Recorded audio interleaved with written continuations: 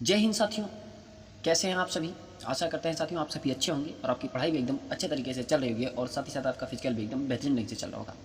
साथियों आज का जो टॉपिक होने वाला है वो झारखंड पुलिस कांस्टेबल का जो पेपर नंबर 1 होता है साथियों, जिसमें 100 प्रश्न पूछे जाते हैं ऑब्जेक्टिव टाइप के और एक प्रश्न 3 नंबर का बनता है और 1 नंबर की नेगेटिव मार्किंग होती है। तो टोटल 300 नंबर का आपका प्रश्न पत्र पेपर नंबर 1 का होता है और जिसमें साथियों क्षितिज भाग 2 और कृतिका भाग 2 से ही प्रश्न पूछे जाते हैं और कहीं और से नहीं। ठीक है, तो इन्हीं दो पुस्तकों से प्रश्न पूछे जाते हैं। तो चलिए आज का जो टॉपिक है साथियों, आपको पुस्तक क्षितिज भाग 2 से है, वो भी काव्य खंड से, और पाठ का नाम है उत्साह अट नहीं रही है और इसके जो कवि हैं साथियों वो हैं सूर्यकांत त्रिपाठी निराला जी।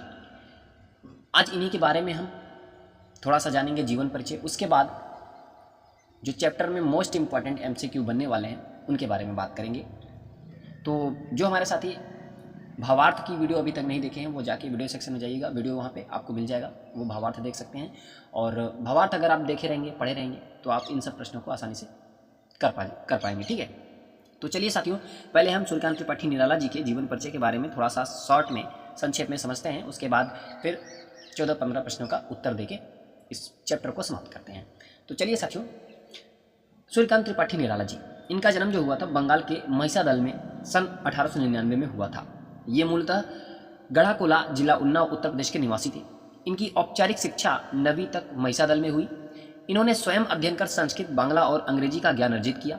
रामकृष्ण परमहंस और विवेकानंद की विचारधारा ने इन पर गहरा प्रभाव डाला। साथियों आप लोग कवि हो या लेखक हो या लेखिका हो या ठीक है, इनका जन्म स्थान, जन्म जो सन है, मृत्यु सन है, इनको याद रखना है क्योंकि यहाँ से भी एक क्वेश्चन बन जाएगा।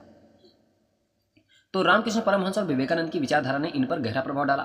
सन 1961 में इनकी मृत्यु हुई। अब याद रखना है 1961 में क्वेश्चन बन जाएगा, सूर्यकांत त्रिपाठी निराला जी की मृत्यु किस वर्ष में हुई। 4 ऑप्शन देगा और जो साथी अच्छे से अध्ययन किए रहेंगे वो आंसर को दे पाएंगे। तो इस तरीके से साथियों प्रश्न बनता है और इस पाठ में जो इंपॉर्टेंट प्रश्न है वो इस प्रकार है। देखिए, कवि बादल में किसका स्वर सुनता है। पहला जो प्रश्न है, कवि बादल में किसका स्वर सुनता है। रुदन, क्रांति, वेदना या फिर इनमें से कोई नहीं। तो किसका स्वर सुनता है कवि, तो साथियों क्रांति का। ठीक है, क्रांति का स्वर सुनता है कवि बादल में। उत्साह अट नहीं रहे चैप्टर में साथियों बादलों से कवि आग्रह बहुत सी चीज़ों का किया है। तो आप लोग अगर चैप्टर को पढ़े होंगे तो इन सब प्रश्नों को आसानी से दे पाएंगे।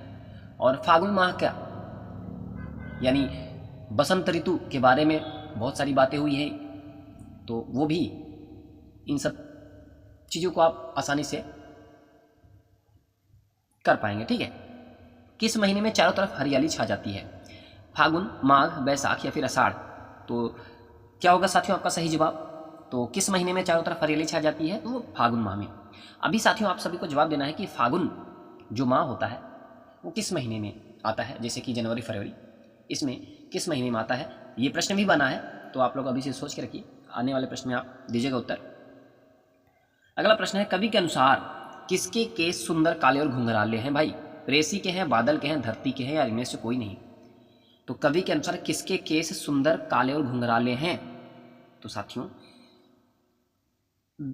आपका जो सही जवाब होगा वो है किसके, बादल की। ठीक है, तो बादल के जो केस हैं वो सुंदर, काले और घुंघराले हैं, लेकिन किसके जैसे हैं ये भी प्रश्न बना है, अभी आप लोग देखिएगा।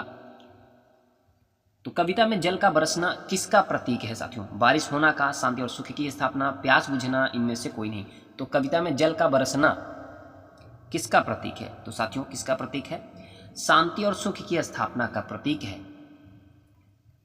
तप्त धरा का सांकेतिक अर्थ क्या है। गर्म धरती, सूखी धरती, दुखों से पीड़ित धरती, इनमें से कोई नहीं। तप्त धरा, तो साथियों तप्त धरा का जो सांकेतिक अर्थ है वो है दुखों से पीड़ित धरती। ठीक है, कवि ने निदाघ अर्थात भीषण गर्मी से किसकी ओर इशारा किया है। अधिक गर्मी की ओर इशारा किया है, सांसारिक कष्ट की ओर, असफलता की ओर या फिर इनमें से कोई नहीं। तो किसकी ओर इशारा किया है कवि ने, तो कवि ने सांसारिक कष्ट की ओर इशारा किया है। ठीक है, भीषण गर्मी से सांसारिक कष्ट की ओर इशारा किया है। फागुन मास में कैसी हवाएं चल रही हैं। शुष्क, नमी युक्त, मादक मंद मंद। तो कैसी हवाएं चल रही हैं साथियों फागुन मास में? तो मादक हवाएं चल रही हैं। अब आप सभी कमेंट करके बताइएगा कि मादक हवाएं कैसी हवाएं होती हैं, वो कैसे चलती हैं भाई, आप लोग कमेंट करके बताइएगा। कवि ने बादलों का आह्वान करते हुए उनसे क्या करने का आग्रह किया है? न बरसने का, बरसने का, गरजने का, इनमें से कोई नहीं। साथियों भावार्थ की पहली लाइन में ही यह प्रश्न बना है। तो कवि ने बादलों का आह्वान करते हुए उनसे क्या करने का आग्रह किया है? तो कवि ने बरसने का भी आग्रह किया है और गरजने का भी आग्रह किया है। ठीक है, तो बरसने और गरजने दोनों का आग्रह किया है। बादल को कवि ने गरजने के लिए कहा है जिससे कि वातावरण में जोश और क्रांति फैल सके, गर्मी समाप्त हो सके, बच्चे डर जाएं, इनमें से कोई नहीं। तो बादल को कवि ने गरजने के लिए क्यों कहा है? जिससे कि वातावरण में क्या हो जाए? तो साथियों आपका जो सही जवाब होगा वो है जोश और क्रांति फैल सके, इसलिए कवि ने बादल को गरजने के लिए कहा है। बादल, कविता में बादल किसका प्रतीक है? भावनाओं का, सुख का, दुख का या फिर क्रांति का? तो किसका प्रतीक है साथियों?